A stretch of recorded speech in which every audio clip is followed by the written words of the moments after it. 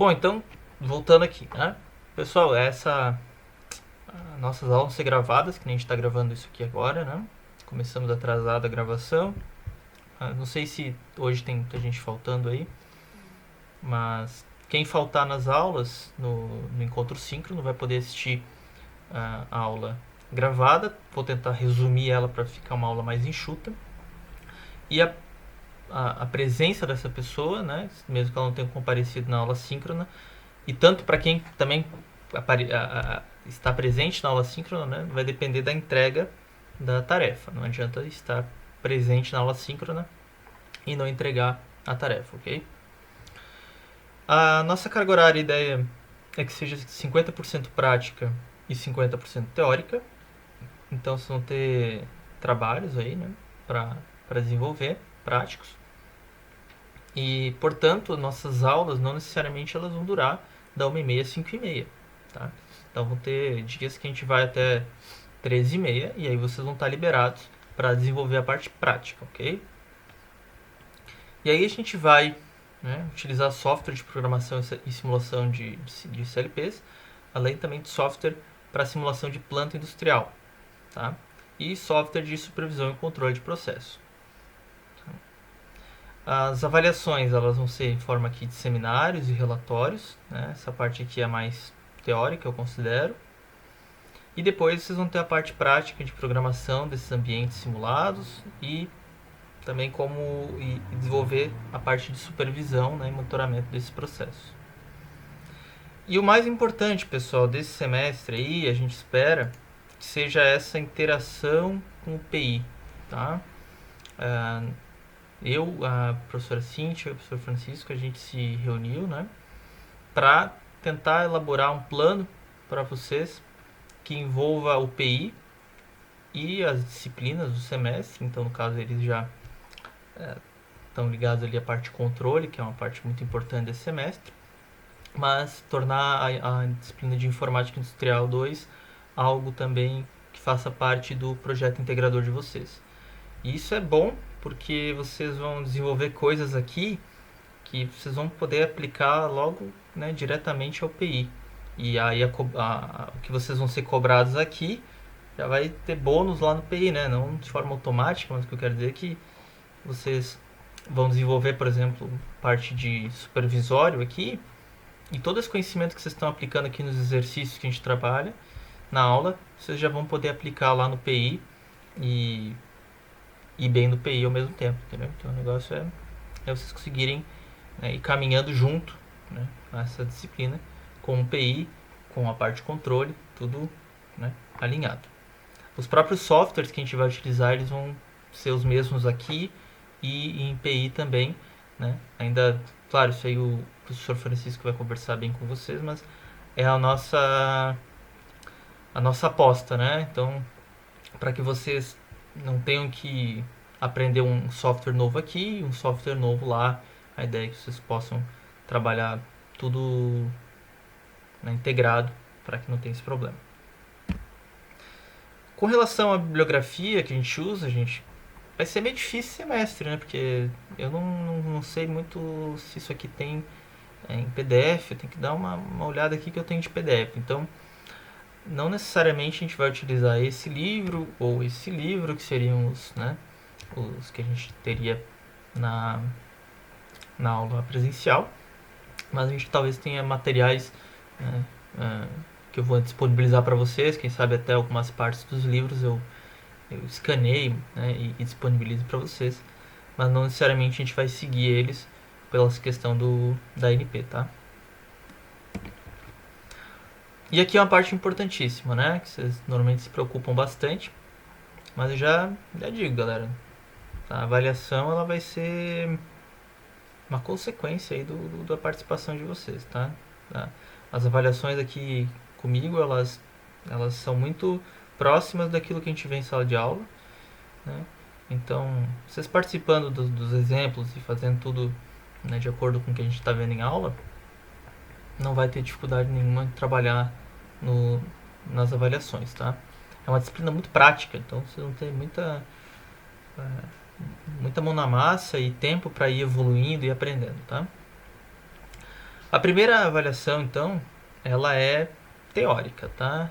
Então, é a única avaliação mais teórica que a gente vai ter, que daí é realmente uma avaliação escrita, vai ser uma espécie de não relatório, mas também não vai ser uma resenha, né? Mas a gente vai ver como é que a gente vai ser o formato desse trabalho, tá? Mas vai ser um trabalho de pesquisa, né? De vocês estudarem, né? O que a gente vai ver nessas primeiras aulas agora, tá? E eu vou dar um foco para vocês ali, para vocês poderem, né, desenvolver dentro desse trabalho. Mas a gente vai conversar sobre ele depois. A gente vai ter uma parte prática aqui já sobre protocolos de transporte, tá?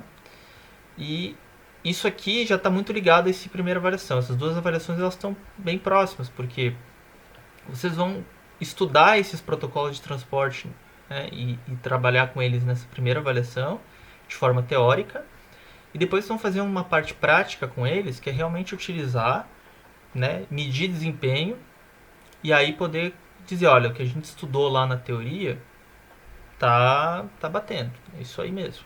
Ou não, tá esquisito, não é bem aquilo, ou eu tô fazendo alguma coisa errada, ou o que estão dizendo no livro tá errado, né? Que é mais difícil, mas entende? A ideia é a gente fazer essa ligação entre prático e teórico, tá? De forma bastante próxima, tá? E eu acredito que a gente vai fechar, gente, a primeira parte da disciplina, ou seja, antes das férias, aqui, né? E aí depois a gente vai partir para estudo dos protocolos industriais, e aí vocês vão apresentar seminários, né? Então vocês vão talvez trabalhar aí em duplas ou individualmente, vamos ver como é que vai ser. A turma tá bastante grande, eu não diria, mas para fazer às vezes individual tem que ver se vai ter tema suficiente. E por final aqui, gente, a gente tem o grande trabalho da unidade curricular, tá? Que aí vocês veem que ele sozinho vale mais do que vocês já vão ter feito antes, mas ele é pesadinho, então garante aqui a primeira parte, né, para poder entrar mais tranquilo aqui nessa última parte da unidade, tá? E aí nesse trabalho a gente vai separar ele aqui, né, em 3 etapas. Então, a primeira etapa a gente vai integrar o CLP, eu coloco aqui soft CLP porque é um CLP, né, emulado no computador, mas que funciona de forma idêntica a um CLP físico no que se diz respeito a programação e integração. Então a gente vai integrar ele, né, com esse software aqui chamado Factory.io, tá? Alguém já ouviu falar desse software aqui, Factory.io? Nunca ouvi não, professor. Também não. Tá, então acho que vocês vão ser apresentados a ele hoje, acho que vocês vão gostar do que vocês vão ver, tá? Aí ele é a nossa carta na manga aí para resolver as questões da ANP, tá? E vocês vão aprender então também depois vão implementar a integração entre o CLP e o Ellipse E3, que esse aqui é o nosso supervisório, tá? Esse aqui é o software supervisório e ele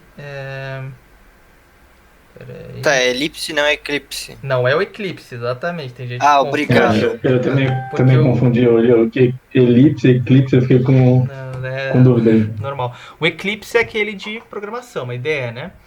O É Isso. uma ideia horrível, sim. Não é tão horrível, é que ele é antigo, né? Hoje em dia tem coisa melhor, mas funciona bem. O, o Ellipse, ele é totalmente diferente, vocês vão ver que não tem nada a ver, tá? Ele é um software de programação, ele é um SCADA, é aquilo que a gente teve ali antes, aquela sigla, tá? Ele é um software SCADA. Ele tem todo já um ambiente para você programar telas, que nem aquelas telas do Homer Simpson lá, que ele fica lá olhando. Se bem que o Homer Simpson é tudo analógico, né? Mas o Homer Simpson é o cara do escada, sabe? É o cara que fica sentado lá, só vendo o que acontece com o processo sem sair da cadeira, né?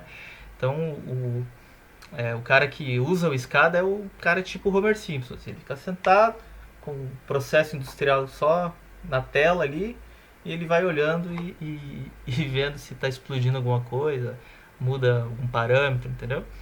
Mais ou menos isso, de forma lúdica, é isso aí. E aí esse software, então, ele já tem toda essa parte de você desenhar a tela, você integrar aqueles elementos da tela com o CLP a partir de protocolos. Tem toda a parte de controle de usuário, alarmes, relatórios, banco de dados. Então tem tudo isso e a gente vai aprender a como usar a maioria desses recursos, tá? E aí o trabalho final, gente, nada mais é do que a gente pegar isso aqui, né, junto com alguns outros conhecimentos e aplicar isso numa coisa única, que aí vocês vão trabalhar certamente em dupla, tá? Que aí vai ser um projeto individual aí da dupla, né? Eu digo individual, quero dizer que não, cada um vai poder fazer do seu jeito, né? Então cada dupla vai escolher um processo industrial e vai montar ele aqui no Factory.io. Então vocês vão ver como é que isso acontece. E aí vocês vão fazer toda a integração e vão fazer um vídeo, vão apresentar. Vai ser bem legal, tá? E aí ele tem um peso maior, beleza? Gente, aqui eu gosto de parar e perguntar, porque eu não gosto de lá no meio do semestre ter questionamento. Pô, não achei que a avaliação era desse jeito, professor. Não entendi. Então, queria saber se está claro para vocês, né? O que vai ser, que são essas avaliações. E, claro, a gente quando eu passar a avaliação para vocês, eu vou dizer, ó, vai ser cobrado isso, né? Eu gosto de deixar bem claro. Espero que vocês entreguem algo nesse caminho, né? Então, eu vou cobrar isso. E aí eu vou explicando para vocês cada avaliação. Eu queria saber se está claro para vocês como isso está organizado, como é que a questão do peso aí está organizada e se está claro para vocês. A organização está tranquila, a estrutura está bem tranquila. A só única dúvida que ficou é em relação aos participantes para os trabalhos, essas coisas assim. Mas isso também a gente pode ver no decorrer da matéria. O que acontece, por exemplo, protocolos industriais aqui, o seminário, né?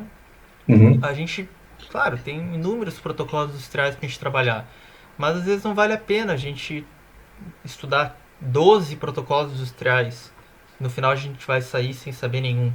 Então é melhor talvez a gente trabalhar aqui em duplas, né? Vocês poderem aprofundar mais dentro daqueles 6, por exemplo, protocolos que são mais importantes que vocês conheçam.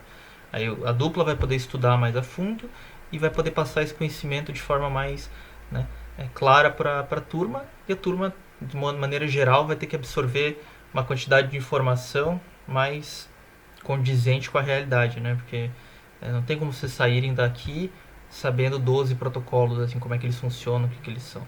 Não tem como, tá? Não é funcional, né? Não. Não, Na verdade, pra ser bem sincero, vocês não vão saber usar nenhum desses, a não ser que vocês peguem e usem. Porque só na prática. Tanto é que vão ter muitos que a gente não vai ver, mas que vocês vão ter total capacidade de aplicar quando isso cair na mão de vocês. Porque essa visão geral que a gente vai ter aqui sobre esses protocolos, ela é muito boa no sentido de que vocês vão ter o conhecimento e aquilo não vai ser uma surpresa para vocês. Vocês vão saber do que está se tratando o negócio. Agora, existe claramente uma diferença entre você conhecer o protocolo teoricamente e você dizer, não, eu sei usar. Porque vocês vão ver aqui nessa última parte aqui que a teoria ela é bem diferente da prática nesse quesito, tá? Que aqui a gente vai aplicar protocolo mesmo, aqui nessa última parte, tá? Eu digo que no seminário vocês vão estudar protocolos de vários fabricantes e a gente não tem como aplicar eles. Mas alguns a gente vai aplicar aqui no trabalho final, tá? Ok. Professor, Oi. tem alguma chance da gente fazer esse último trabalho presencial já ou não? Vai ser tudo Quem me NP? dera, não sei. Né? Hoje eu li uma matéria sobre que vão matar 17 milhões de uns bichos lá da Dinamarca. Dinamarca não, acho que sei lá da onde, deixa eu ver aqui. Um bicho que eu nem sabia que existia, gente, que agora... deixa eu ver aqui. Recebi num grupo. Aqui. Como é que é o nome dos bichos? Visons. É um bicho que eu nunca ouvi falar, tipo uma topeira, assim, que eles têm lá sei lá onde, lá aqueles países lá dos Vikings lá, como é que é? A Península... Ô, gente, como é que são aqueles países lá? Tem um nome pra isso, Os né? países nórdicos? É, mas tem um outro nome, né? Escandinávia. Escandinávia, da Escandinávia lá, daquele negócio lá, né? Então eles estão matando lá 17 milhões, de 15 a 17 milhões desses bichos, eles vão sacrificar, porque começou a ter uma mutação do vírus nesses bichos lá.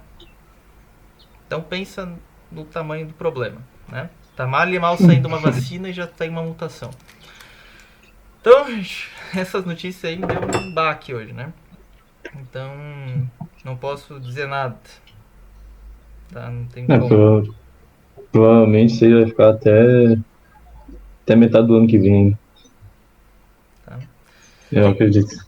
Tá. Gente, eu vou dar uma pausinha aqui que eu tava esperando uma notícia, coisa de 2 minutos, tá? E eu vou ter que só responder aqui. Um minutinho eu já volto. Sei que eu não gosto muito de... Normalmente eu desligo o celular, eu largo ele lá num canto, longe, mas hoje eu tava com uma coisa que é meio urgente pra responder. E eu recebi agora, tá? Beleza, gente. Então, voltando à questão da presencial, a gente não faz ideia, tá? Se vai ter, acho... Fiquei assustado com essa notícia de hoje, vamos ver, né? Certo? Certo. Tranquilo, sim. Então, seguindo aqui. E aí, gente, uma coisa que se fala muito hoje, né? Já falei pra vocês ali um pouco, né? Parte da indústria 4.0. Né? Então, todo mundo aqui, com certeza, absoluta, já ouviu falar de indústria 4.0. Que até minha mãe já ouviu falar de indústria 4.0. Então, né? Acho que até minha avó já deve saber do que se trata mais ou menos, né? Então ela tem vários componentes, vários braços que a gente chama aqui, né? E uma coisa que interliga todos eles está muito direcionada à internet, tá? Então quando a gente trabalha em informática industrial e a gente trabalha em Saimenta de 2016, mesmo que o professor Roberto, por exemplo, já falasse de internet das coisas desde 2010, tá? Quando isso aqui surgiu, né? A gente já estava pesquisando isso lá no Nerd, quando essa coisa ainda era meio engraçado quando a gente falava. O pessoal achava graça quando a gente falava internet das coisas naquela época. Mas a ementa ela ainda não abraçou isso, né? Essa ementa de informática industrial, ela não abraçou ainda essas questões. Mas mesmo assim eu pretendo dar uma palhinha para vocês. Tá? Tudo depende como as coisas vão caminhar na disciplina. Tá? Mas a ideia, por exemplo, que nem eu falei para vocês, né? A gente pode fazer a Alexa interagir com o CLP, interagir com a planta industrial se a gente quiser.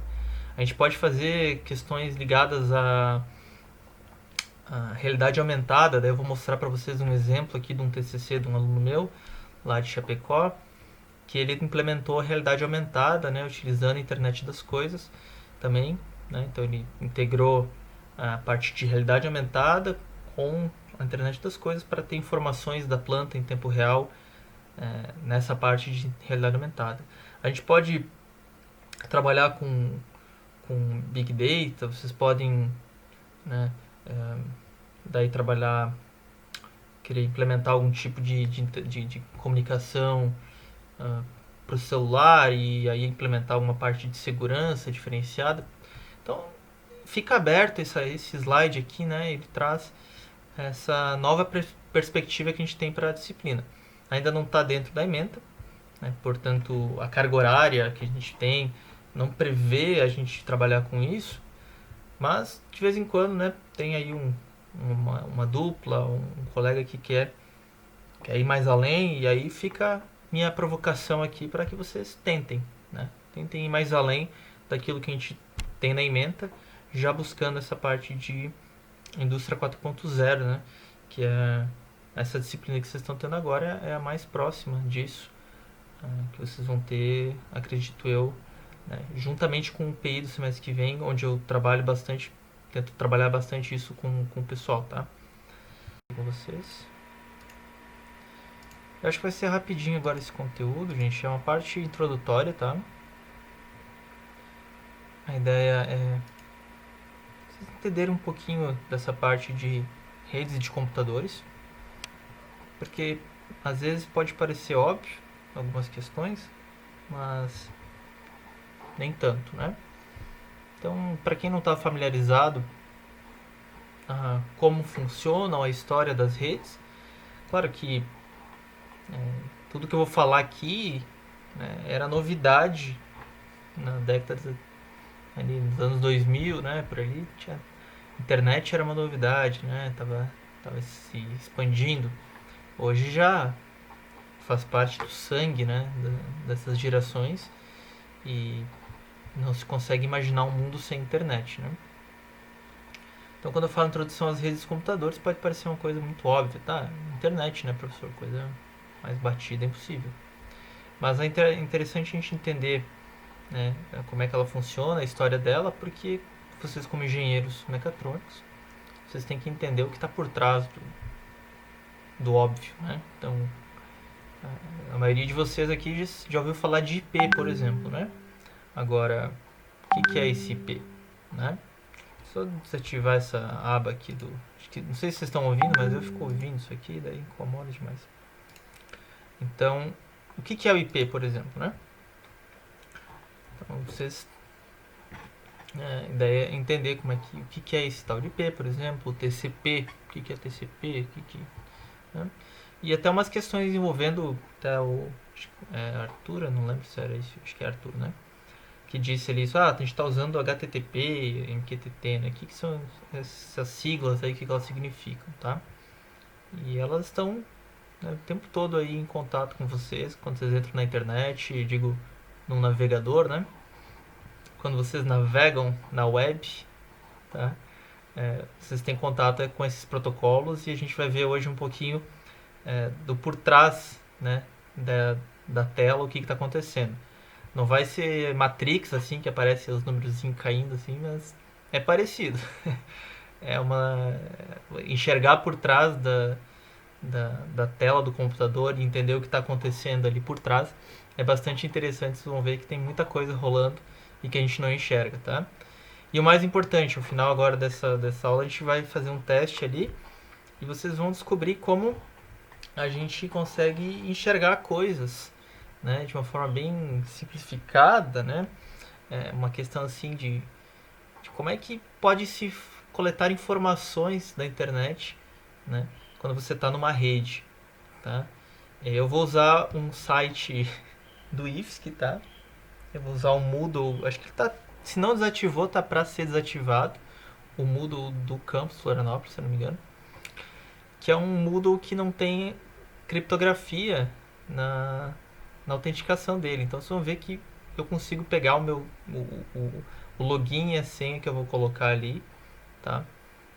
Utilizando um software open source, aberto, vocês podem baixar aí e testar. O Wireshark, exatamente.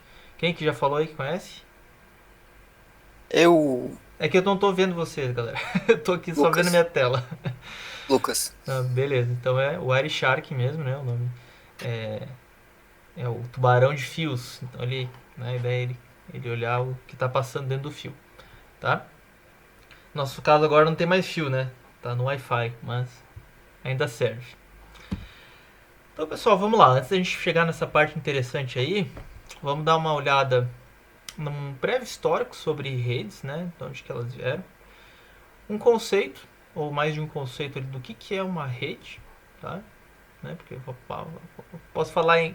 Se eu falo em rede, a primeira coisa que me vem à cabeça pode ser uma rede para descansar. Eu adoro dormir, deitar numa rede. Para quem gosta de pescar, vai pensar lá numa rede de pesca, né? O que é uma rede no nosso sentido aqui de comunicação, tá?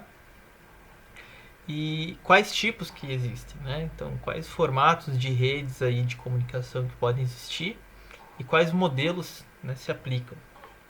Tá? Então, porque a gente vê, né, hoje a gente usa muito, mas qual que é a diferença de eu estar dentro do IFSC e estar fora do IFSC? Por que algumas coisas eu consigo acessar de lá, outras coisas não? Poxa, eu já ouvi falar de um tal de mesh, professor, mano, não faço ideia do que seja, né? Então a gente vai tentar, né, esclarecer algumas coisinhas nesse sentido. Com relação ao histórico, a gente vê lá, né, desde a década de 60, a gente tinha uma ideia de comunicação, né, de telefonia. A única, né, comunicação que a gente tinha ponto a ponto, né, que não é o rádio. O rádio é uma comunicação que ela é broadcast, né, o que a gente chama de broadcast, uma comunicação que é feita para, né, uma faixa ampla aí de receptores, mas que não tem o retorno, né? O rádio você não tem como responder o cara da rádio pelo rádio, né? Então a comunicação ela tem que ter os dois sentidos de mensagem, e aí por isso que a gente está falando aqui da parte da telefonia como marco aí de comunicação, tá? E ela era o que a gente chama de uma comunicação por circuito, tá? Então aquela ideia de eu vou ligar para alguém, né? Ela vem de um conceito antigo aí que era ligar fisicamente, né? Vocês também não estão me vendo aqui, né? Mas eu tô fazendo um gesto de ligar no sentido que a telefonista antigamente ela pegava o fio, né, e jampeava com outro fio lá do outro a sua conexão com a conexão da outra pessoa, então fazia essa conexão física, né, e fechava um circuito de comunicação entre vocês dois, tá? Você e a pessoa que você queria conversar. Então esse termo ligar veio daí, né?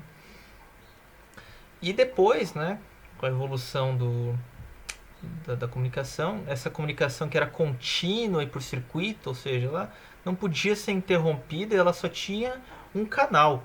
Você só tinha, ela vinha de um ponto, quer pegar a canetinha?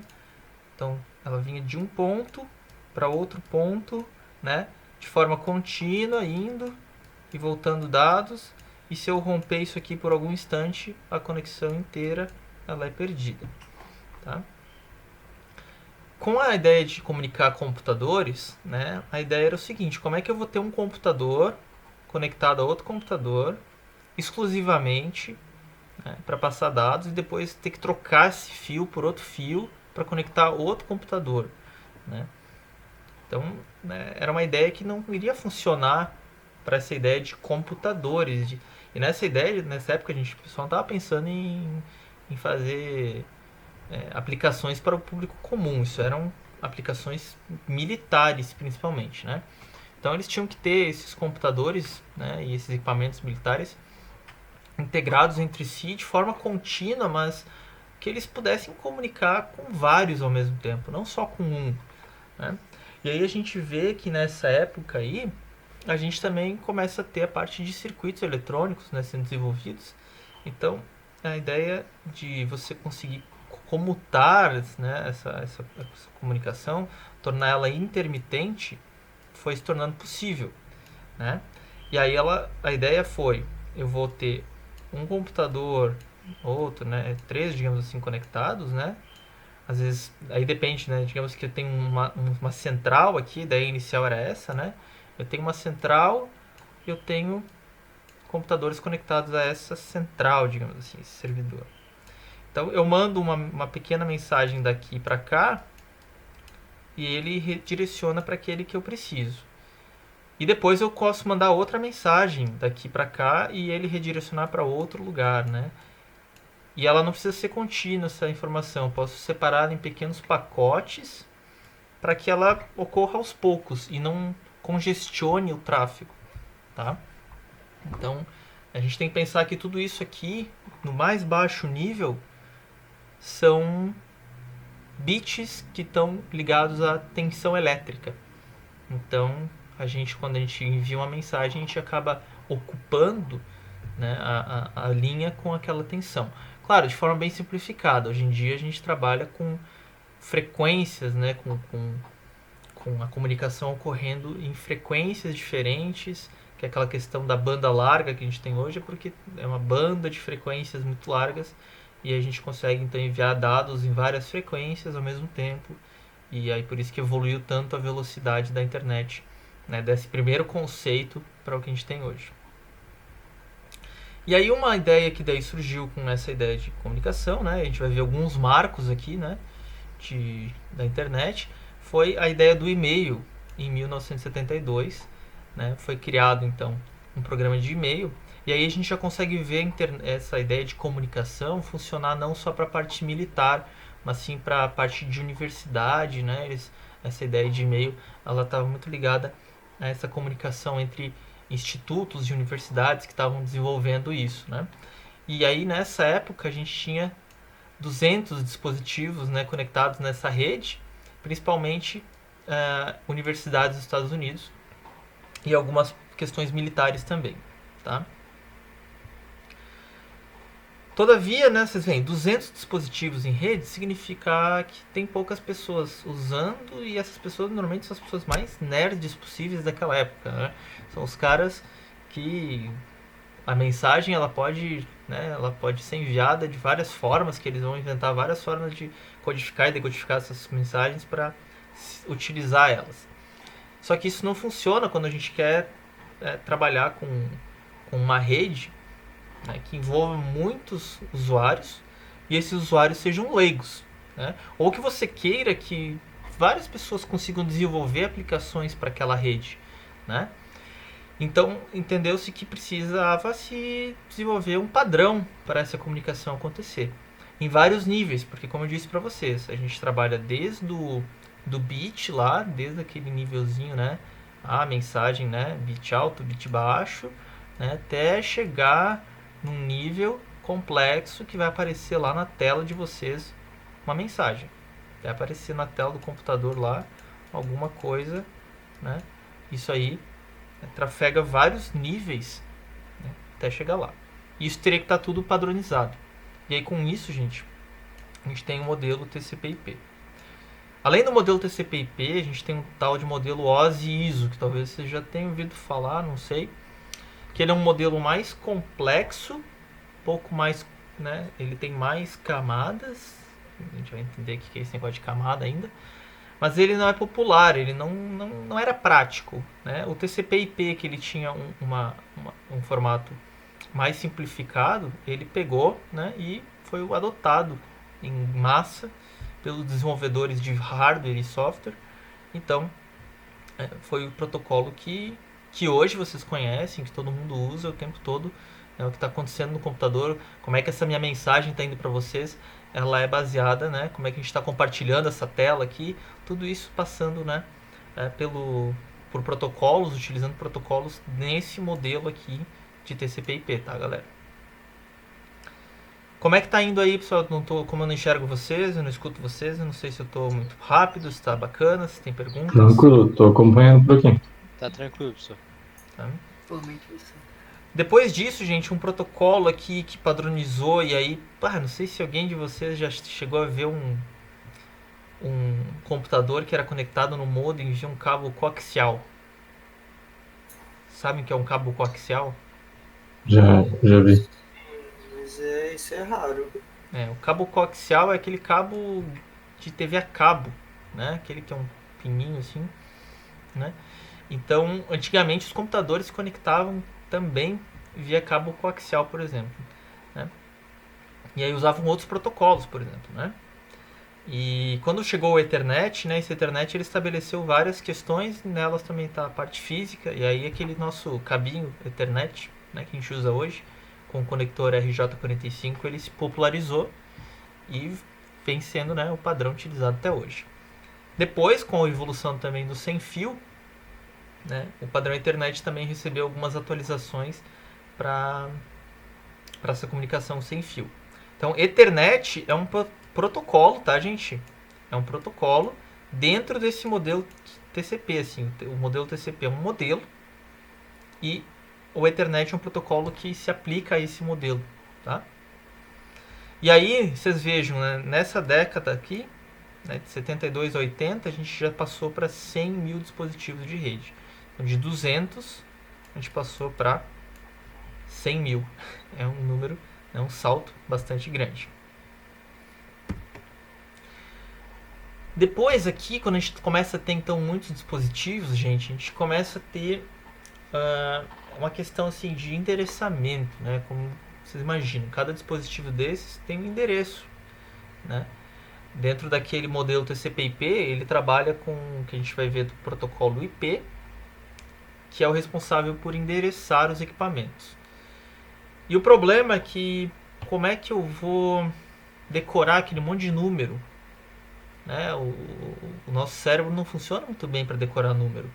Tanto é que esses campeões de memória, né, pessoal que decora o pi até a milésima casa decimal, eles fazem aquele joguinho lá do Palácio da Memória, sei lá como é que é o nome. Que eles inventam uma história onde eles relacionam cada palavra com um número, para eles gravarem o, o- o- os dígitos lá do pi.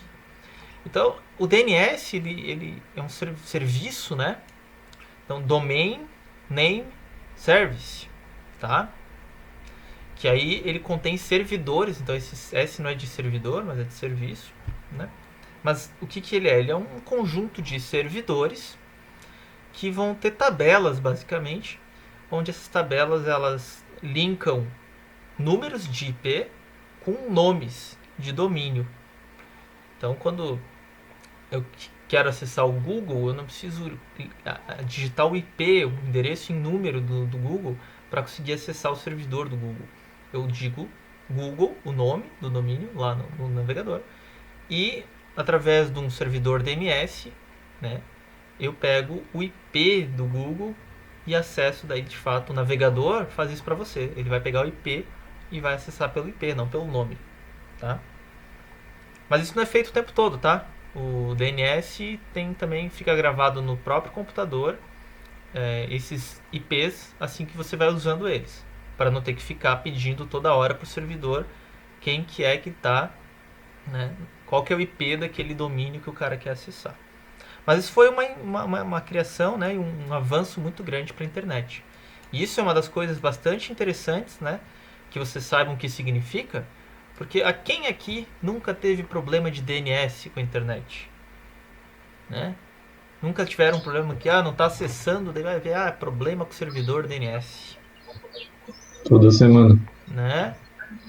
Então, DNS, rota, então é isso, tá, gente? Às vezes tá desconfigurado o servidor DNS e aí o navegador ele não consegue buscar o IP, né, que é necessário para acessar o domínio que vocês estão chamando lá, o nome do site lá que vocês estão procurando, tá bom? E aí, gente, lá na França, eles implementaram como se fosse uma internetzinha lá para eles lá, um negócio bem bacana, que eles ofertaram daí várias estações, né, burras, digamos assim, no sentido de que elas tinham pouco processamento, mas elas podiam acessar servidores, né, do governo e pegar informações como lista telefônica.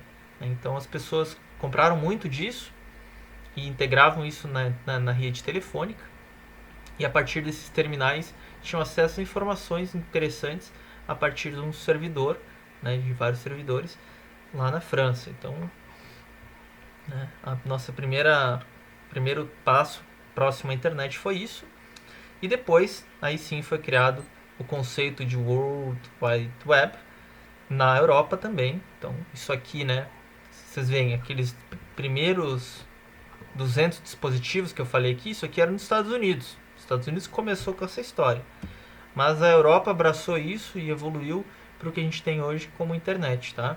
Então o www, que é essa ideia de trabalhar com servidor, a gente vai ver daqui a pouquinho, um servidor web, ele veio na década de 90 lá na Europa.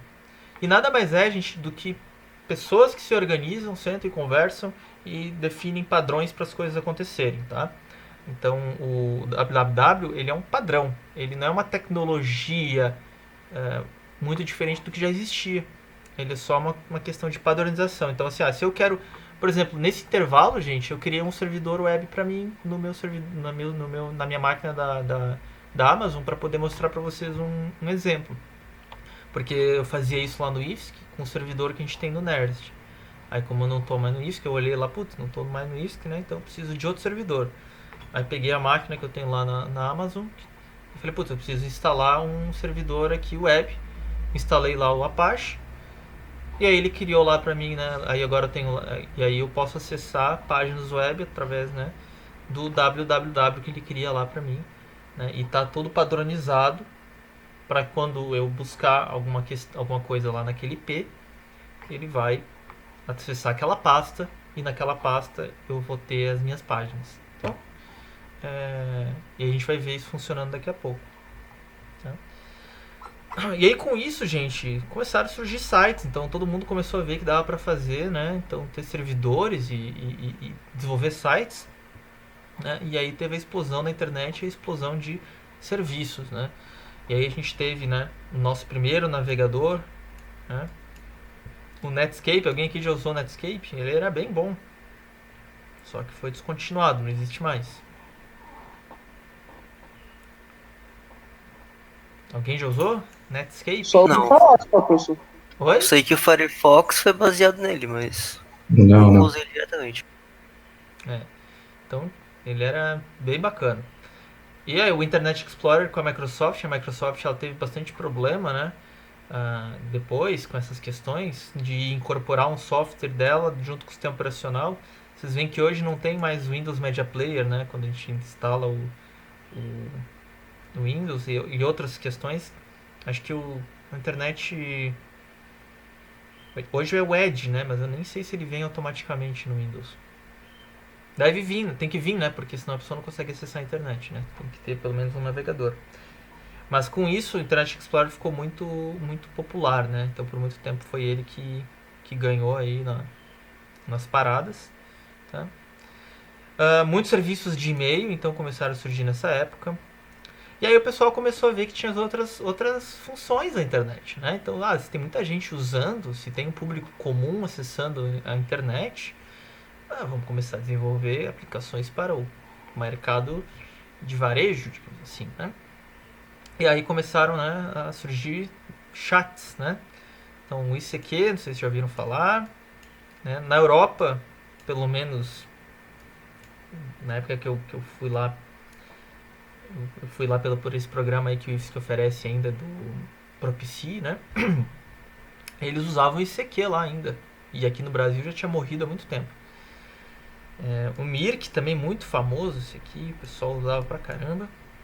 E o MSN Messenger, isso aqui já é mais. Eu usava mais o MSN. Era um negócio que vocês devem ter usado também, né? Ou não, já. O salto já é tão grande assim. MSN com certeza. Na MSN, sim. Né? E aí a galera também começou a ficar espertinha, começou a fazer compartilhamento de arquivos. Então teve aquela questão do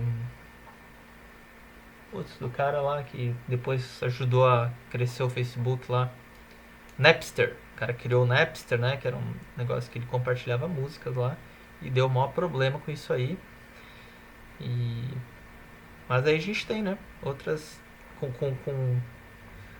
Com a explosão, então, do serviço, a gente tinha de tudo. Tinha coisas que foram questionadas legalmente. E aí começaram a criar também regras para a internet, né? A princípio, a internet era mato, né? Então era ambiente livre para qualquer um desenvolver qualquer coisa, né? Ninguém conhecia direito, então tinha bastante área para ser explorada.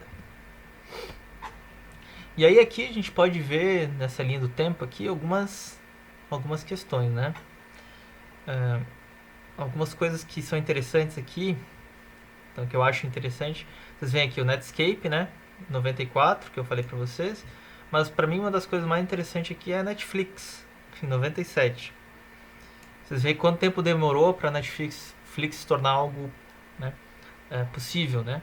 E se eu não me engano, a Netflix começou nesse tempo aqui como um serviço pela internet de entrega de fitas em casa.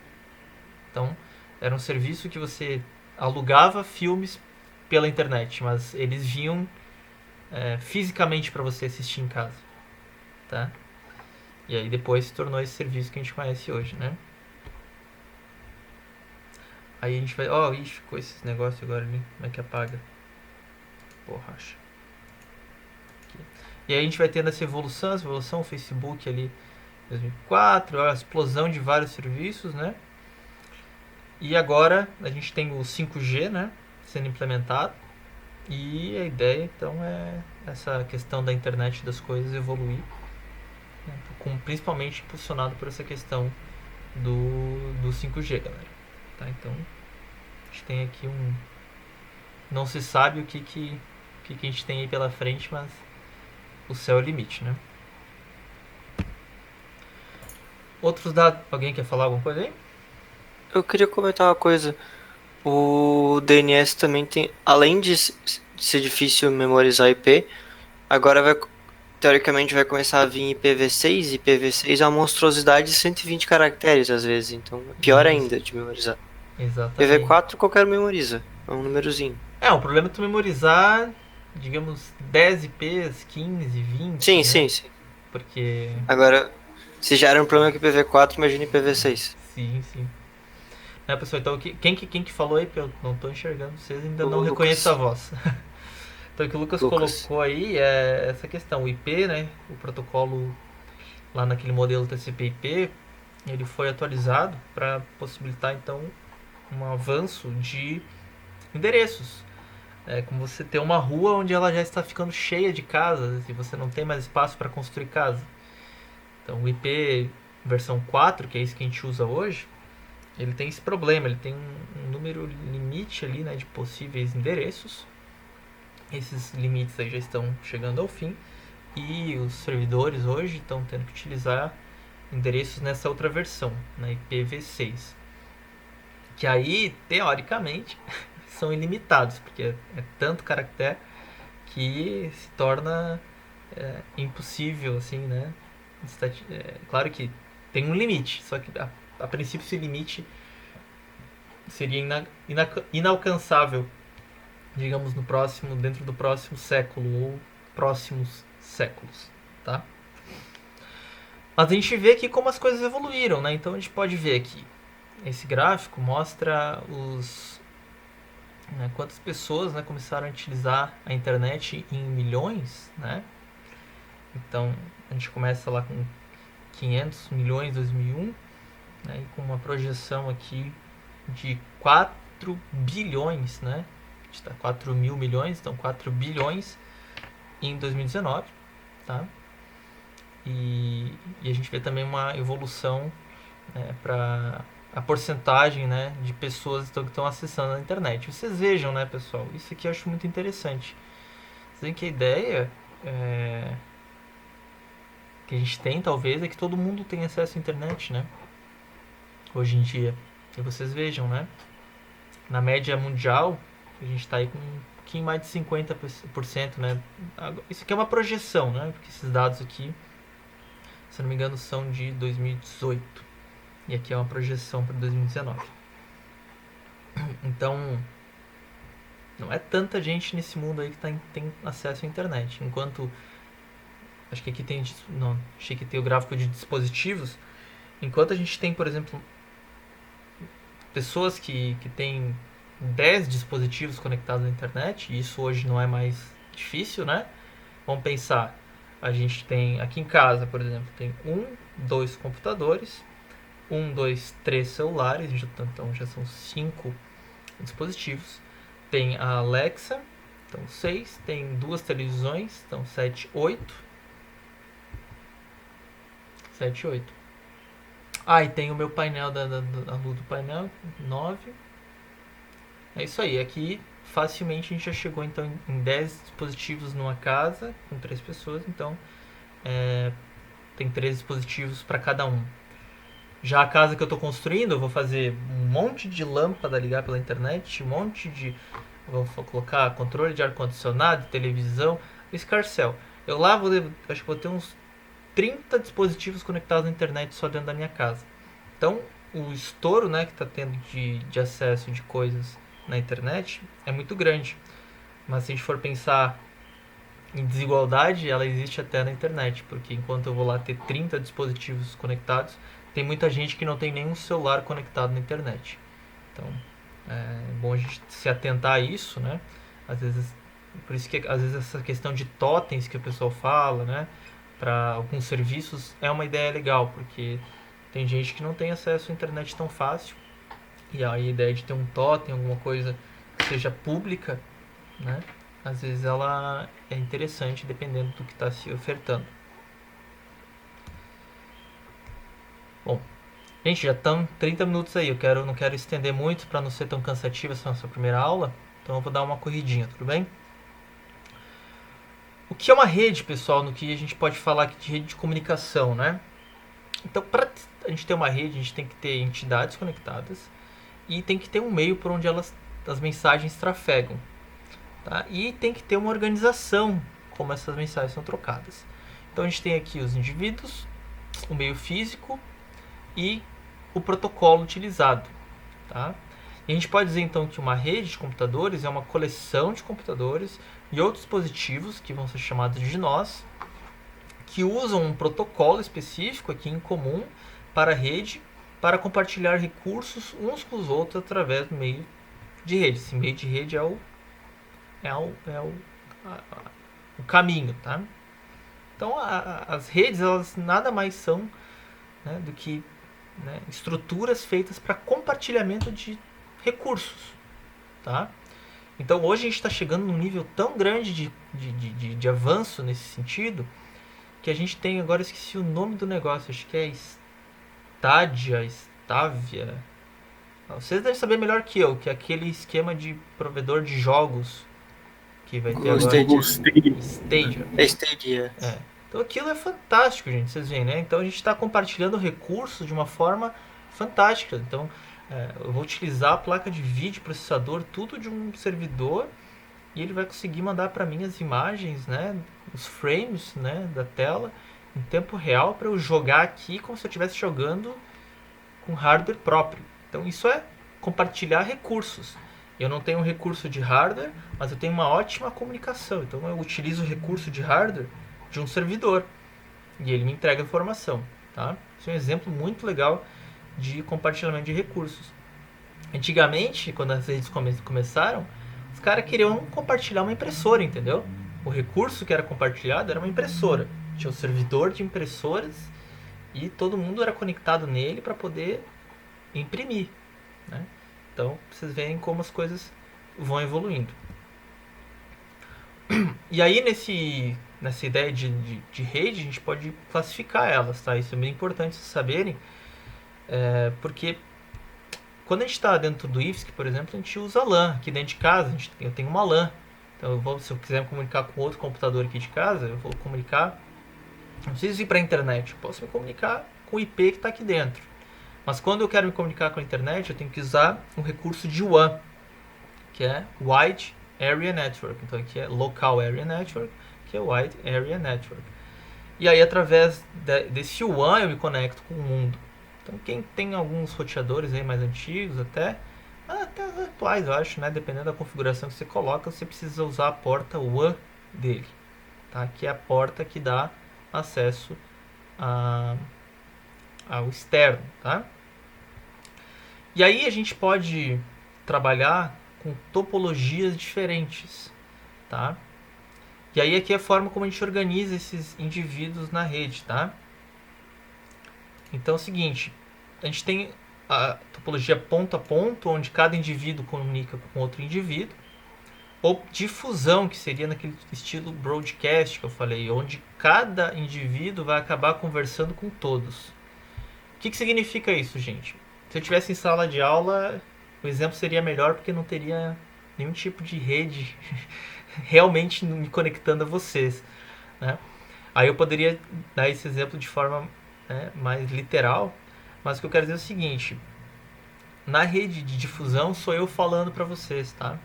E aí vocês todos estão me ouvindo. Mas se eu falar assim, Lucas, faça tal coisa, só o Lucas vai obedecer, tá? E os outros vão ficar quietos. Então, mesmo que todos escutem, só aquele com que eu estou me comunicando que vai, né, realizar uma ação. E na ponto a ponto, não. Na ponto a ponto é como se vocês quisessem conversar entre si, entre vocês mesmos, por exemplo, só que tudo tem que passar por mim. Então você tem que vir e falar, professor, eu quero mandar uma mensagem para fulano de tal. Daí eu pego e, fulano de tal pessoa mandou eu falar tal coisa para ti. Essa é a ideia, né? Então, por exemplo, né, o exemplo clássico é o Estrela, onde a gente tem um servidor e a gente tem outros indivíduos aqui, né, e eles querem se comunicar entre si. Então, para esse cara aqui, né, digamos o A, se comunicar com o B, ele tem que passar pelo servidor. Isso aqui é um S, tá? E assim por diante, tá? Então, é uma comunicação ponto a ponto, né, onde o meu dado ele é enviado de um ponto para o outro, sem que um terceiro ponto escute. No difusão, por exemplo, o barramento é o melhor exemplo, que é o que a gente tem na indústria muito, tá? Na indústria a gente tem muito essa topologia de barramento, pessoal, nos protocolos de baixo nível, de chão de fábrica, tá? Que é o seguinte, então eu tenho um barramento e eu tenho vários dispositivos conectados nesse barramento. Então eu posso ter um CLP aqui, eu posso ter um computador, posso ter sensores e atuadores. E quando eu mando uma mensagem para o barramento, todo mundo percebe essa mensagem. Só que só aquele com quem eu me comuniquei que vai executar alguma ação ou me responder alguma coisa. Certo, pessoal? Certo. Certo? Joia, então. Alguns conceitos importantes, pessoal. Endereçamento é um valor único atribuído a cada nó na rede. Roteamento, determinação do melhor caminho para o dado seguir na rede. Pode levar em consideração diferentes métricas, como tempo ou distância. Então, naquele caso do servidor lá, né, a gente pode ter uma conexão assim, né, que tem que passar por vários caminhos, né? E digamos assim, a gente tem esses dois, eu quero mandar a mensagem do A para o B. A, então, é o endereçamento desse meu dispositivo, e B é o endereçamento do outro dispositivo. Eu quero mandar uma mensagem de A para B. Então eu tenho que passar por esse cara aqui, ó, né? A mensagem vai sair do A. Deixa eu ver se consigo mudar a cor desse negócio aqui. Acho que consigo, né? Consigo. Então, se eu quero mandar uma mensagem do A para o B, ela vai vir aqui e vai chegar nesse cara. Esse cara, ele vai olhar assim, digamos que isso aqui é um roteador, tá? Esse roteador, ele tá rodando um algoritmo ali nele, que ele fica vendo quanto tempo demora uma mensagem para ir e voltar desse cara aqui, e quanto tempo está demorando para a mensagem ir e voltar desse cara aqui. E digamos que ele decida para onde ele vai enviar pela métrica de tempo, essa latência, né? E aí ele vê, não, tá demorando. Ele vai tentar até aqui, né? Na verdade, ele tem que passar por esse caminho e por esse aqui também, né? Para a mensagem sair daqui e chegar aqui, ou ele vai direto por aqui, ou ele faz esse caminho por cima aqui, né? Então, digamos que esse caminho esteja super congestionado, esteja demorando muito para a mensagem ir e voltar, ele vai fazer essa volta maior aqui, tá? E aí essa mensagem pode passar por lá ou por aqui. Aí essa decisão, se a mensagem vai por lá ou por aqui, ela é o roteamento. E essa questão aqui, ela é uma das coisas mais bacanas assim, da internet, né, que torna ela algo bastante robusta, é isso. Essas medições aqui de métricas acontecem o tempo todo. E essas mensagens, elas ora podem vir por aqui, ora podem vir por aqui, dependendo de como é que está melhor o caminho. Entenderam? Isso quem faz são os roteadores. Uhum. Alguma pergunta? Tranquilo. Tranquilo? Confiabilidade, então, é a garantia de que os dados recebidos serão idênticos aos enviados. E aí a gente vai ver que a gente tem os protocolos, né, dentro do modelo TCP/IP que fazem essas verificações, tá? Interoperabilidade é a capacidade de comunicação dos nós na rede entre si, independentemente de qual seja seu fabricante. Então aqui a gente está ligado muito a protocolo, né? Aquela padronização de protocolo para que seja interoperável. E aí quando a gente fala em interoperabilidade na indústria, é um desafio bem grande. A gente vai ver isso ao decorrer da disciplina. Por quê? Porque tem muitos fabricantes na indústria e cada um foi resolvendo fazer do seu jeito, tá? E aí isso deu problema. E na parte de segurança, então percebam que segurança é diferente de confiabilidade. Confiabilidade é garantir que os dados não sejam perdidos ou modificados. E a segurança, né, é você ter a capacidade de evitar ataques contra esses dados, hardware ou softwares. Então eu posso ter um ataque contra dados, mas eu vou perceber que talvez eles não sirvam para mim, então, com alguma capacidade de verificação. Mas se eu aplicar uma segurança antes, daí não acontece de perder dados, né? Bom, gente, e aí, como a gente falou ali, né, foram desenvolvidos padrões para a gente ter aquela interoperabilidade. E aí esses padrões, tá? Importante que vocês saibam que eles podem ser... E meu mouse sumiu aqui. Ah, agora apareceu de novo. Podem ser estabelecidos de forma jurídica, né, por leis, padrões de fato, que vocês vão ver, por exemplo, padrões que de tanto se usar, eles deram certo, tá? Padrões proprietários, então, se forem ver, a gente vai ver na indústria isso tem muito.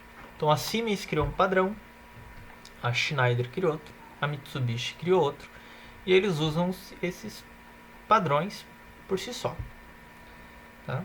E alguns padrões de consórcio, o Modbus é um deles, tá? Foi feito um consórcio, uma união de várias indústrias para que isso acontecesse. Então os modelos dentro desses padrões, né? A gente pode ter modelo de comunicação, né? Vamos lá. Gente, quando vocês pensam em internet, o que vocês imaginam que é a internet? Quando vocês acessam um site, esse dado está vindo da onde?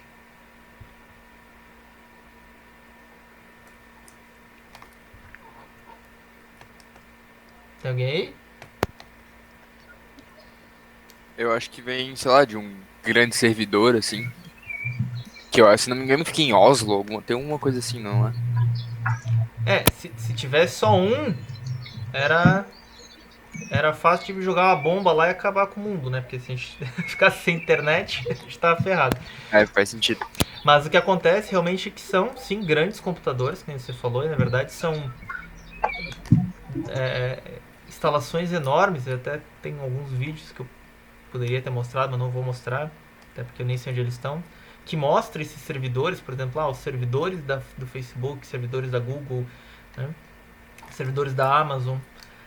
Então, é o tipo de modelo que se utiliza para a internet, tá? E isso foi evoluindo, mas no início, por exemplo, a gente podia ter um sistema que era centralizado, onde a gente tinha um servidor, que nem você falou, e né, muito normal isso em indústrias e empresas, tem um chamado mainframe, que é um baita de um computador que tinha, e todos os usuários tinham só estações burras, que nem eu falei lá daquela ideia da França. Então eram basicamente telas que acessavam esse servidor. Então esse é um sistema centralizado. Se o servidor cair, ninguém mais faz nada. O bom é que tu tem todos os recursos num lugar só e você pode ter uma economia ali bastante grande em questão de hardware, tá? O descentralizado é aquele sistema mais próximo do que a gente trabalha hoje, né? Cada um tem o seu computador e cada computador tem que ter um hardware, né, que suporte. Então, naquela questão que eu falei do Stadia lá do jogo, hoje a gente trabalha com um sistema descentralizado para jogar. Cada um tem sua placa de vídeo no computador, senão não roda. Professor, Num sistema centralizado é a ideia daquilo ali. Pode falar. na verdade, mais abstrato hoje em dia é muito comum quando você quer reduzir custo de servidor, que você use o servidor da empresa só para fazer matchmaking, e aí um dos clientes seja o servidor para ter, sei lá, 3 pessoas, 4 pessoas. Principalmente jogos que tem sessões pequenas. Aí você não precisa de um servidor grande que fica rodando isso e o lag fica menor. Eu nem sei como é que eles estão organizando. Eu sei que na minha época a gente pegava a pessoa que tinha o melhor computador e a melhor internet para ser o servidor, né? Então, Hoje em dia hoje em dia é bem implícito, geralmente alguns jogos que eu jogo tem isso. Geralmente a primeira pessoa que entra na sala vai ser o servidor, e geralmente se escolhe a pessoa com o melhor ping, mas aí é questão de bom senso, não. Às vezes o servidor escolhe sozinho. Isso aí eu nem sabia realmente como é que funciona, nem sei como é que funciona, né? Mas que é uma estratégia de software, né? Do jogo, né? Mas enfim, a ideia ainda é ser um sistema descentralizado, assim, né? Que cada um ainda tem que ter bastante recurso na própria máquina. Porque a Sim. ideia do centralizado é essa questão. Por exemplo, eu não tenho placa de vídeo, mas vai rodar, porque eu não preciso ter nenhum recurso, eu só preciso ter rede. Tá? E aí o sistema distribuído ele vem como uma junção desses dois conceitos. Então, eu posso, para algumas questões, usar um sistema centralizado e para outras questões usar o meu hardware. Então, para mostrar o exemplo da aula de hoje para vocês, eu vou usar o servidor da Amazon. Então, eu vou trabalhar numa ideia de centralizar, né? Eu vou usar lá. Não estou usando o meu recurso, estou usando os recursos de hardware de lá. Mas ao mesmo tempo, a gente está tendo essa aula e eu estou rodando ela, né, no meu computador. Esse PowerPoint está no meu computador. Então a gente está usando as duas ferramentas, né, esses dois modelos ao mesmo tempo. Né? E eu não sei, por exemplo, e aí vai um pouco mais além disso, o sistema distribuído tem uma característica muito interessante, que é aquela pergunta que eu falei, né? Primeira pergunta que eu fiz, onde é que está a internet? Ela está em todo lugar. Quando eu acesso, por exemplo, eu criei minha máquina na Amazon, eu criei ela numa certa região, mas eu não sei exatamente qual servidor daquela região que está hospedando minha máquina. Tá? Então, quando você... Oi? Já aconteceu de fazerem cagada, derrubar a AWS inteira e metade dos serviços que tem na internet tudo caiu ao mesmo tempo. Tudo depende da AWS. Mas quando que foi isso? Porque a AWS hoje em dia Faz mais de um ano. eu sei que de Caiu a AWS. de vez em quando cai uma região, né? Mas eles têm, por exemplo, essa é uma outra característica do sistema distribuído, né, gente? Eu tenho um servidor que tem todos os dados replicados de outro servidor. Então, se um cair, né, continua rodando, né, ao mesmo sem nenhuma pro lado do usuário, ele não vai sentir nenhuma diferença, né? É aquela questão que eu mostrei antes ali, deixa eu ver se tá salvo, né? Essa questão do roteamento. Então esse servidor caiu, né? Digamos, esse aqui, ó, caiu, eu começo a vir direto para cá, digamos assim. Não é bem isso, né? Mas a ideia é a seguinte: um servidor caiu, o outro começa a rodar e o cliente nem sente isso, tá? E aí outras questões é a questão do modelo cliente-servidor e o modelo ponto a ponto. Na indústria a gente usa muito o modelo cliente-servidor, tá? Então, vocês vão ver que as coisas acontecem no sentido de eu sou um cliente e eu só tenho alguma coisa executada quando eu peço isso para o servidor. Não existe um caminho reverso automático, tá? Por exemplo, quando a gente fala daí já de MQTT, já é um pouquinho diferente disso. Mas os protocolos mais padrão de indústria funcionam muito nesse modelo cliente-servidor, tá, gente? E aí o modelo ali que o www, né, a internet já é, digamos assim, a união disso tudo, né? É aquele mundo, né, da web onde a gente tem tudo isso junto e misturado, tá? Putz, ó, aqui isso que dá, eu não dei uma... Fui falando muito antes. E aí eu não vou ficar... Eu vou deixar isso aqui disponível pra vocês, mas eu não vou repetir não, tá? Senão vocês vão me matar pelo tempo aí, ninguém vai aguentar. Mas depois a gente pode... Né, vocês podem dar uma olhada nesse material, eu vou disponibilizar lá no Siga, tá? Então fica de material de consulta pra vocês, se vocês forem desenvolver trabalho aí que vocês vão desenvolver, tá? E agora, pessoal, eu vou mostrar para vocês essa questão aqui do Wireshark. Beleza? Então, o que eu vou demonstrar para vocês? Um pouquinho de o que está acontecendo no fundo do meu computador, né? Atrás do que a gente pode enxergar aqui, atrás do óbvio.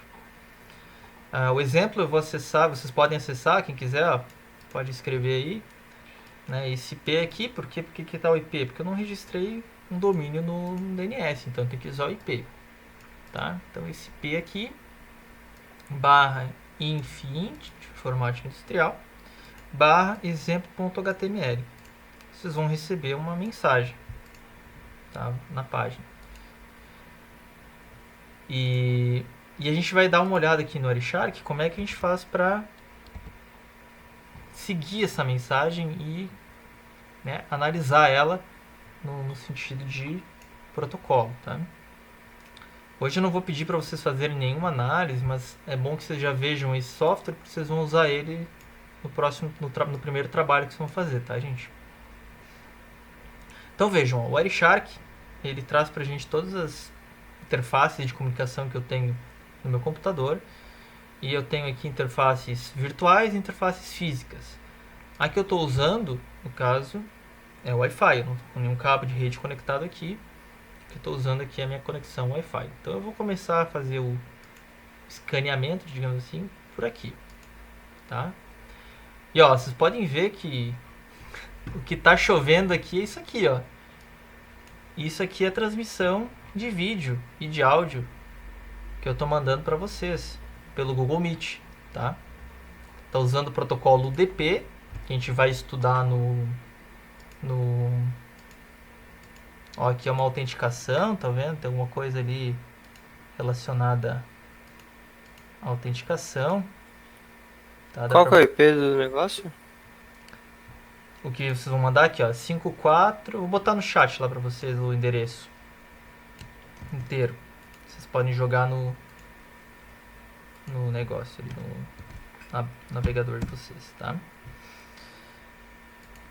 Mas enfim, o Wireshark, a gente então tá vendo, gente, as mensagens estão sendo trocadas pelo meu computador e o mundo, tá? Tudo que tá saindo e entrando pelo Wi-Fi tá aparecendo aqui. E o que eu tenho, a maioria aqui dos dados são esses dados do streaming que a gente está fazendo aqui de vídeo e de áudio, tá? Mas agora, se eu disser para ele que eu quero só investigar a minha comunicação entre eu e esse IP aqui, eu posso dizer para ele, eu quero dizer assim, filtrar as mensagens onde o IP.addr, endereço, seja igual a esse aqui, né?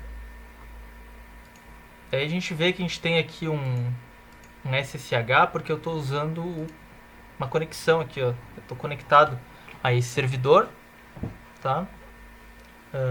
Onde eu falei para vocês que eu criei lá meu servidor web. Então ele de vez em quando manda uma mensagem de estou vivo para o servidor, esse software, tá?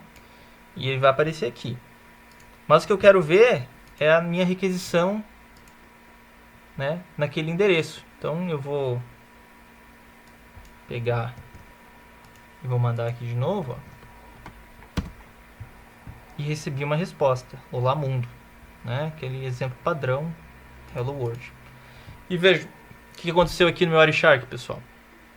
Toda essa mensagem ela foi seguida pelo Wireshark, porque eu falei para ele, olha, ó, quando eu me comunicar com esse IP aqui, você mostra para mim aqui na tela. E aí o que aconteceu aqui, né? Houve uma troca de mensagem onde a fonte foi o meu computador e eu enviei lá para ele, então, né, uma mensagem. E aqui a gente tem toda a parte de protocolos que foram utilizados para essa mensagem, né, ser transportada. E a gente vê tudo aqui, a gente. A parte do protocolo Ethernet, que eu falei para vocês, que é um protocolo, né, a parte mais física, mais próximo do físico aqui. A parte do Internet Protocol, que é o IP. Então aqui diz qual que é a fonte da mensagem, qual que é o destinatário da mensagem. E aqui é o TCP, vejam só, Transmission Control Protocol. Né? Então está dizendo que porta que saiu do meu computador para que porta de destino lá no servidor. Porta 80, porque eu acessei um site, né? E aí, usando HTTP, né? que a gente vai ver logo aqui na frente, ó. Então a gente teve toda uma parte de acknowledge, tá, pessoal? Isso que a gente vai estudar. Aqui a gente criou uma conexão com o servidor. E aí eu fiz um pedido, né, get, né, naquele endereço, né? Então a gente tem um get, pega tudo que tiver dentro dessa página, exemplo.html. E eu tive a resposta, vejam só. Aqui era o meu IP, para o IP do servidor. E agora tem a resposta do servidor para o meu IP, fechando a conexão e depois enviando os dados. Aqui teve um not modified, por quê? Porque ele pegou do cache. Deixa eu dar um Alt F5. Até esqueci como é que faz. É Ctrl F5, acho que é. Deixa eu ver. Aqui, ó. Agora sim. Deu get. E aí a resposta, né, veio aqui, ó. Olá, mundo. Vocês estão enxergando ou tá muito pequeno aqui, gente? Um pouco pequeno. Aqui, ó. Melhorou? Sim. Tá? Agora tá bom, pessoal. Então, vejam só. Então aqui mostra a mensagem, a minha requisição, né? E a resposta. E aqui eu tenho o dado, né? Isso aqui é o que veio, que está escrito lá naquele arquivo. Se a gente olhar aqui, o arquivo está aqui, ó. Eu vou abrir o arquivo aqui pra gente, ó. Nano exemplo. É isso que está escrito ali, ó. Vamos mudar o que está escrito nessa página? Vou colocar aqui, versão 2, ó. Vou salvar. Eu entrei no Nano sem o sudo. Tem que arrumar isso aqui, ainda tem que entrar com o superusuário. Então vou mudar aqui, ó. Modificado. Salvei. Tá. Agora vou acessar de novo. E apareceu ali, ó, tá vendo? Lá do servidor, o que eu modifiquei veio pra cá já. E se eu for no Arishark, eu vou ver que essa mensagem tá aqui, ó. Olá, mundo modificado. Tá? Então o Arishark serve para isso, gente. E aí outra coisa, vocês vão usar muito isso no trabalho de vocês, que é, por exemplo, eu quero ver quanto tempo demorou para essa mensagem ir e voltar. Então eu vou pegar aqui esse get, eu vou marcar aqui como uma referência de tempo, set onset time reference. E agora eu tenho aqui, ó, quanto tempo demorou para essa mensagem chegar aqui. 159 milissegundos, estão vendo aqui, ó? Então aqui foi minha requisição, demorou 159,094 milissegundos para essa mensagem chegar aqui no meu computador. Beleza, pessoal? Coisa. Vamos ver o Moodle do IFSC agora. Bora fazer DOS no Moodle. Oi? Eu acho que é Moodle Florianópolis, né? Florianópolis.moodle.ifsc.edu. Florianópolis? Tá, então. Florianópolis.moodle.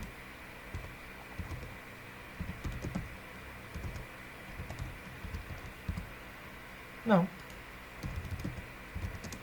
Será que já tiraram do ar? Eu acho que é mudo Florianópolis. Acho que eu não tinha colocado .br no outro, né? Bom, vamos ver aqui. Putz, o pior é que eu precisava saber o IP disso aqui, né? Acho que dá pra gente pegar aqui. Eu resolvo aqui.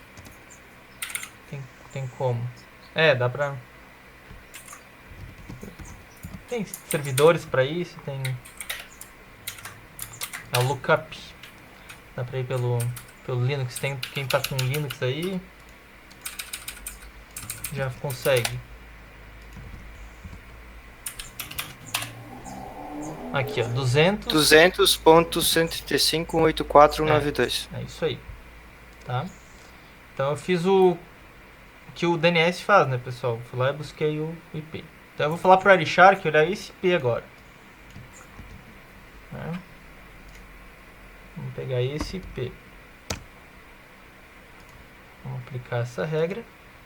Então por enquanto ele já era para ter. Ah, tá aqui, tá? Por enquanto que tenha isso. Agora eu vou fazer um login aqui, gente. Claro que não com o meu login, mas com um outro login qualquer aqui, tipo usuário, senha 1234, login. Estão vendo que está escrito aqui não seguro? Porque realmente não é seguro, tá? Então a gente vai ver aqui que eu recebi, que eu mandei o meu, cadê? Login. Eu entrei na página de login, daí botar o lupa aqui para vocês poderem acompanhar melhor. Daí aqui, quando é que tá que eu enviei os dados? Aqui, será? Não, get image. Por alguma razão ele mete uma imagem base 64 no meio do arquivo. Tô tentando achar aqui a parte que eu envio o login. Knowledge, login index. Aqui, ó. Estão vendo?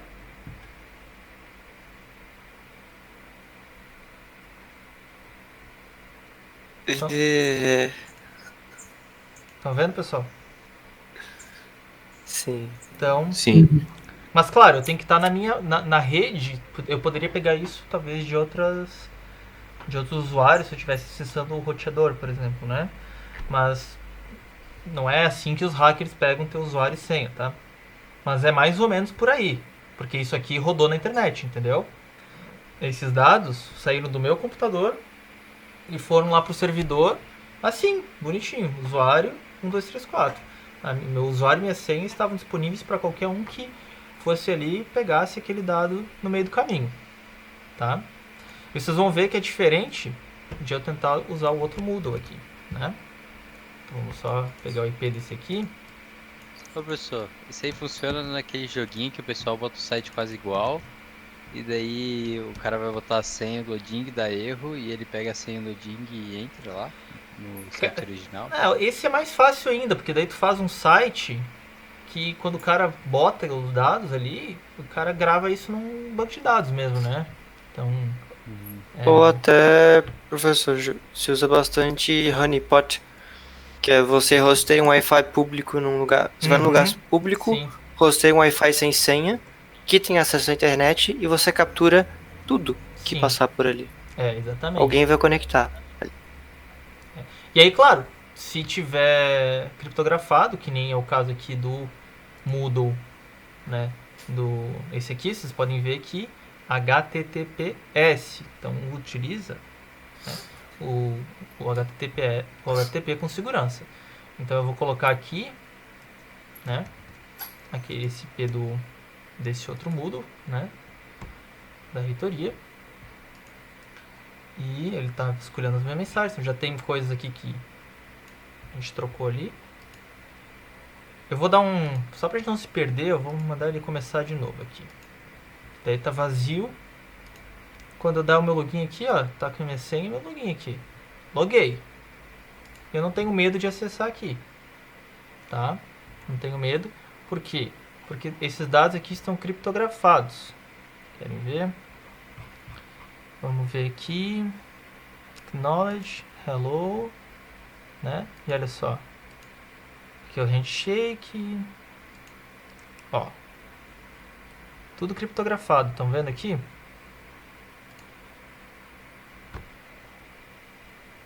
Então, os dados que estão vindo no meu computador. Não vai, em nenhum momento eu vou achar alguma coisa aqui que está escrito os dados. Tá vendo que está encriptografado aqui, ó? Tá criptografado. Então, isso aqui pode ser o meu usuário e aqui minha senha. Criptografado. Vocês não vão conseguir descobrir. Então, mesmo que você esteja tendo tua rede vasculhada, se você utilizar sites seguros, a tendência é que você consiga escapar disso aí. Tem formas de você conseguir pegar dados criptografados? Tem. Não é impossível. Mas é outra conversa, né, pessoal? Então, para roubar o acesso daquele outro Moodle, até vocês agora conseguem. Depois de uma aula. E para conseguir roubar a senha desse outro Moodle, o papo já é outro, né? Por isso que aquele outro Moodle está sendo descontinuado. Joia? Ok. Uhum. Então tá, pessoal. Espero que tenha, como ali, acho que foi o Victor que falou antes, né? As expectativas aí de vocês com relação à disciplina tenham sido até atendidas e até superadas, né? O que vocês esperavam ver. E ali vocês já vão ter acesso a esse material que eu coloquei, que eu passei para vocês no Siga. Então eu dei o exemplo do Moodle ali, tá, pessoal? Mas eu não uso o Moodle, tá? Eu prefiro deixar tudo no Siga, tá? E aí eu vou colocar ali para vocês.